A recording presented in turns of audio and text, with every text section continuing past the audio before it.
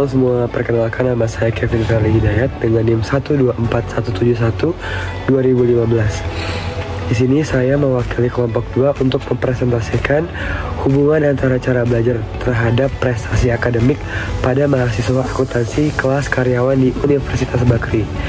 Nah, untuk tujuan penelitian ini supaya kita tahu nih hubungan antara cara belajar mahasiswa itu berpengaruh gak sih sama prestasi akademiknya. Oke, kita langsung aja masuk ke materinya ya teman-teman. Oke, sebelum masuk ke materinya, saya akan memperkenalkan teman-teman saya dulu ya teman-teman. Yang pertama ada Arif Daniel dengan NIM 124171 2025 dan Fatih Ramadan dengan NIM 124171 2014 dan saya sendiri Kevin Ferli dengan NIM 124171 2015. Ada Septiana Intan dengan NIM 124171 2018 dan yang terakhir ada Zalika Karir dengan NIM 124171 2012. Oke, kita langsung aja masuk ke materinya ya. Oke, untuk saat ini kita ada data sampel. Kita mengambil 37 responden mahasiswa akuntansi kelas karyawan di Universitas Bakri. Untuk setiap respondennya kita mencatat 2 variabel ya teman-teman. Jadi ada variabel X sama Y. Yang X-nya itu ada cara belajar atau berapa durasi mereka belajar dalam seminggunya. Dan yang untuk variabel Y-nya itu prestasi akademik atau kita bisa disebut yang dipresentasikan melalui nilai akademiknya. Nah, seperti yang kita lihat, data menunjukkan variasi antara satu mahasiswa dengan yang lain. Ini menjadi dasar juga dalam analisis regresi dalam korelasi kami ya teman-teman. Jadi kami ingin menguji apakah terdapat hubungan yang signifikan secara statistik antara cara belajar dan prestasi akademik tersebut. Oke. Untuk slide selanjutnya ada summary output atau hasil analisis regresi. Berarti ini di bagian atas itu ada nilai multiple R-nya, yaitu kita dapat di 0,582, yaitu koefisien korelasi antara cara belajar dan prestasi akademik. Berarti ini menunjukkan hubungan yang positif ya teman-teman. Jadi lalu ada nilai R square-nya, kita dapat di 0,338 atau 33,8%. Artinya sekitar sepertiga variasi dalam nilai akademik dapat dijelaskan oleh perbedaan cara belajar.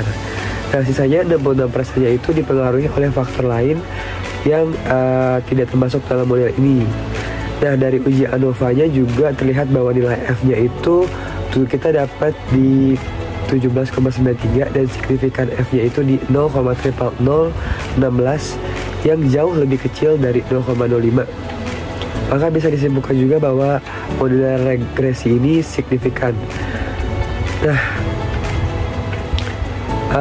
koefisien untuk variabel cara belajarnya itu di beta 1 itu kita dapat di 0,5323 dengan t-statiknya itu 4,23 dan p-value-nya 0,0016. Dan untuk intercept-nya atau beta 0 kita dapat di angka 7,09. Jadi karena p-value-nya, jadi karena t-statiknya itu lebih besar daripada p-value, jadi kita menolak hipotesis nolnya. Jadi cara belajar memang memiliki pengaruh yang signifikan terhadap prestasi mahasiswa. Oke, jadi di sini saya akan menjelaskan hasil dari perhitungan correlation coefficient dan t-statistik. Pertama itu ada covariance sebesar 4,07 sekian. Nah, ini tuh menggambarkan arah antara hubungan X dan Y. Nah, di sini itu karena nilainya positif, itu artinya semakin tinggi jam belajarnya, maka cenderung tinggi juga nilai akademiknya. Nah, terus di bawahnya ada standar deviasi X sebesar 2,765 sekian dan standar deviasi Y sebesar 2,529 sekian. Nah, ini adalah standar deviasi X dan Y. Nah, ini tuh menunjukkan seberapa menyebarnya data dari rata-ratanya. Nah, kemudian di bawahnya lagi ada koefisien korelasi sebesar 0,582. Nah, ini tuh seperti yang saya bilang tadi, koefisien korelasi Pearson. Nilai ini tuh menunjukin adanya hubungan yang positif di level sedang sampai kuat antara jam belajar dengan nilai akademik. Terus di slide selanjutnya ada koefisien determinasi, itu 0,338, dan kalau kita presentasikan itu sekitar itu di 34%. Nah, variasi ini adalah variasi nilai akademik yang dijelaskan oleh jam belajar. Nah, sisanya itu bisa dipengaruhi oleh faktor-faktor lain. Kemudian ada statistik sebesar 4,23. Nah, nilai ini adalah nilai statistik uji untuk menguji signifikasi hubungan tersebut. Baik, selanjutnya saya akan menjelaskan tentang model regression atau model regresi. Definisi dan persamaan model regresi. Yang pertama, definisi, di mana populasi adalah mahasiswa akuntansi kelas karyawan di Universitas Bakri. X adalah cara belajar mahasiswa dalam mengalokasikan waktu untuk belajar di luar jam kuliah sebagai bagian dari strategi pencapaian akademik. Y adalah nilai hasil evaluasi akademik mahasiswa yang mencerminkan pencapaian pembelajaran dalam skala 0 sampai 25. Yang kedua, persamaan, yaitu prestasi akademik sama dengan B0 ditambah B1 dikali cara belajar. Ini mendefinisikan model regresi yang digunakan. Secara eksplisit menyatakan populasi yang diminati, mendefinisikan variabel independen yaitu X dan dependen yaitu Y, dan menyajikan model regresi linear umum serta persamaan spesifiknya dengan koefisien yang diestimasi B0 dan B1. Yang terpenting, ini memberikan interpretasi yang jelas tentang arti intercept yaitu B0 dan kemiringan yaitu B1 dalam konteks penelitian. Selanjutnya, hipotesis testing overview atau pengujian hipotesis. Pengujian hipotesis di mana H0 yaitu hipotesis 0 adalah cara belajar atau jam belajar per minggu yang tidak berpengaruh terhadap prestasi akademik. H1 yaitu hipotesis alternatif, yaitu cara belajar atau jam belajar per minggu yang berpengaruh terhadap prestasi akademik. Ada 6 metode tes di simple linear regression. Yang pertama, critical value dikurang t-test, p-value dari t-test, f-test, p-value dari f-test, confidence interval, dan yang terakhir RH0 dikurang R. Oke, selanjutnya kita akan menguji statistiknya ya, atau dasar perhitungannya. Pertama yang kita ketahui itu ada jumlah sampel, ada 37 responden, dan variabel independennya itu ada 1, yaitu cara belajar.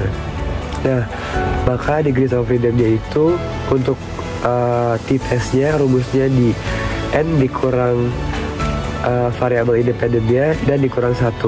Berarti sama dengan untuk n itu kita dapat di 37 untuk jumlah responden, dan dikurang variabel independennya 1 dan dikurang 1. Jadi 37 dikurang 1 dikurang 1 sama dengan 35. Dan alfa yang digunakan itu kita dapat di 0,05 ya tadi. Nah, sehingga alfa dibagi 2 itu kita dapat di 0,025. Nah, untuk derajat, untuk degrees of freedom-nya, untuk VF test-nya itu degrees of freedom yang pertama kita dapat di 1 untuk variabel regresor, dan degrees of freedom yang keduanya kita dapat di 35 untuk sisa atau error. Nah, untuk metode tes pertama kita ada t-test nilai kritikal, yaitu kami menggunakan uji t-critical value ya dari distribusi t-nya itu dengan alfa dibagi 2, kita tadi kan dapat di 0,025 dan degrees of freedom-nya 35. Jadi diperoleh nilai T kritikalnya itu 2,03. Nah, untuk nilai T statistiknya itu dari output regresi untuk variabel cara belajar adalah 4,23 yang tadi udah kita tampilkan di slide awal yang di summary output ya. Jadi karena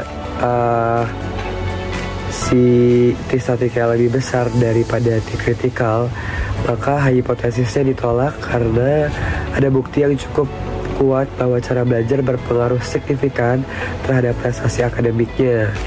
Nah, untuk metode tes 2 itu ada uji T dengan p-value. Itu kita kan nilai p-value tadi dapat di 0,0016, dan karena p-value yang lebih kecil daripada alfa, maka hipotesisnya juga ditolak. Jadi hasil ini memperkuat bahwa pengaruh tersebut signifikan secara statistik. Nah, untuk metode tes 3 itu ada uji F. Nilai F statistiknya itu dari output regresi adalah 17,93. Untuk nilai F kritikalnya itu untuk degrees of freedom yang pertama itu kan ada 1, dan degrees of freedom yang keduanya itu tadi kita dapat di 35. Berarti nilai F kritikalnya itu sekitar 4,11. Nah, karena F statistiknya itu lebih besar daripada F kritikalnya, maka hipotesisnya ditolak karena model regresi secara keseluruhan signifikan. Jadi cara belajar itu mempengaruhi prestasi akademik mahasiswa. Nah, untuk metode tes yang keempat itu ada p-value dari F-test atau kita dapat dari ANOVA ya. Jadi signifikan F-nya itu kita dapat di 0,0016 yang lebih kecil daripada alfanya 0,05. Nah, maka hipotesis nolnya juga ditolak karena terdapat bukti kuat bahwa variasi cara belajar itu menjelaskan variasi nilai akademik. Nah, untuk metode tes yang kelima atau confidence interval, untuk rumusnya ada di CL sama dengan beta 1 ditambah atau dikurang T kritikal dikali standar error beta 1. Kalau rumus LCL-nya lower confidence limit-nya itu dikurang, tapi kalau upper confidence limit-nya ditambah. Gitu ya.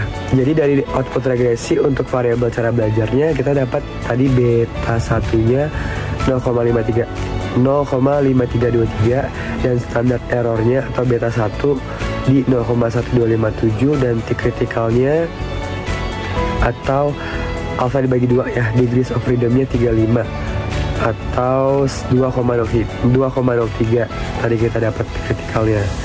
Nah, untuk perhitungannya di lower confidence limit-nya 0,5323 dikurang 2,03 dikali 0,1257 kita dapat di 0,2770. Untuk upper confidence limit-nya di 0,5323 ditambah 2,03 dikali 0,1257. Nah, kita dapat di 0,7876. Nah, untuk interpretasinya itu karena interval kepercayaannya 0,2770 atau 0,7876 tidak mengandung 0, maka hipotesis nolnya itu ditolak karena terdapat pengaruh yang signifikan dari cara belajar terhadap prestasi akademik. Selanjutnya ada metode tes yang keenam atau uji korelasi Rho. Nilai korelasi atau multiple R dari output regresi. Multiple R-nya itu kita dapat di 0,5820 dan rumus uji rumus t-testnya itu untuk koefisien korelasinya rumusnya R dikali akar N kurang 2 tutup kurung dibagi akar di dalam kurung 1 kurang R square. Untuk perhitungannya N dikurang 2 nya kan tadi kita udah dapat di 35 dan R square nya itu 0,5820 dipangkatin 2 jadi 0,3388. Untuk akar 35 berarti nilainya 5,92. Nah, untuk hasil dari akar 1,03388 itu berarti di 0,8132. Maka t-testnya itu dalam kurung 0,580 dikali 5,92 dibagi 0,8132. Nah, hasilnya kita dapat di 4,23. Karena t-value-nya 4,23 lebih besar daripada t-kritikalnya 2,23, maka hipotesisnya ditolak. Jadi, uji korelasi juga mengonfirmasi bahwa terdapat hubungan yang signifikan antara cara belajar dan prestasi akademik. Pada slide ini, saya akan menjelaskan hasil uji statistik dari penelitian yang kami lakukan. Pertama-tama, kita itu menggunakan critical value test atau uji nilai kritis, yang dimana tingkat kepercayaan yang digunakan adalah 95%, sehingga alfa sama dengan 0,05, dan karena ini uji 2 ekor, maka alfa dibagi 2 sama dengan 0,025. Dengan degree of freedom sama dengan 30 dikurang 1 sama dengan 35. Dari tabel distribusi T diperoleh T critical value-nya itu sebesar 2,0301 dari output regresi, yang dimana koefisien variabel cara belajar atau B1 itu menunjukkan angka 0,5323 dan standar error 0,1257. Maka nilai T statistiknya itu 0,5323 dibagi 0,12579 sama dengan 4,23. Untuk slide uji metode, yang pertama kita menggunakan metode critical value approach, karena di statistik itu di angka 4,23, di mana angka itu lebih besar dibanding di critical value di angka 2,0301, maka kita tolak hipotesis nolnya. Dengan kesimpulan, ada cukup bukti statistik bahwa variabel cara belajar berpengaruh signifikan terhadap prestasi akademik. Lalu pada metode uji 2, yaitu p-value approach, dengan T sama dengan 4,23 dan degree of freedom-nya itu 35, di mana p-value yang diperoleh sangat kecil, sekitar 0,00016. Karena p-value itu lebih kecil dibanding alpha 0,05, maka kembali kita tolak hipotesis 0. Kesimpulannya, terdapat cukup bukti bahwa cara belajar mempengaruhi prestasi akademik secara signifikan. Lalu yang terakhir ada metode uji F-test, di mana nilai F-test dari output regresi adalah 17,93. Untuk uji F, degree of freedom numeratornya sama dengan 1 dan degree of freedom denominatornya itu 35. Jadi nilai F kritis dari tabel itu 1,35, untuk alpha sama dengan 0,05 adalah sekitar 4,17. Karena F statistik 17,93 itu lebih besar dari F kritis 4,17, maka kita tolak hipotesis nolnya. Kesimpulannya, model regresi secara keseluruhan signifikan, yang berarti ada pengaruh variabel cara belajar terhadap prestasi akademik. Sebagai penutup, dapat disimpulkan dari ketiga metode uji statistik yang digunakan, baik uji T-critical value, p-value, maupun F-test, semuanya menunjukkan hasil yang konsisten, yaitu cara belajar berpengaruh signifikan terhadap prestasi akademik. Hal ini menunjukkan pentingnya metode belajar yang efektif dalam meningkatkan hasil akademik seseorang. Sekian dari presentasi kelompok kami, kurang lebihnya mohon maaf. Assalamualaikum warahmatullahi wabarakatuh.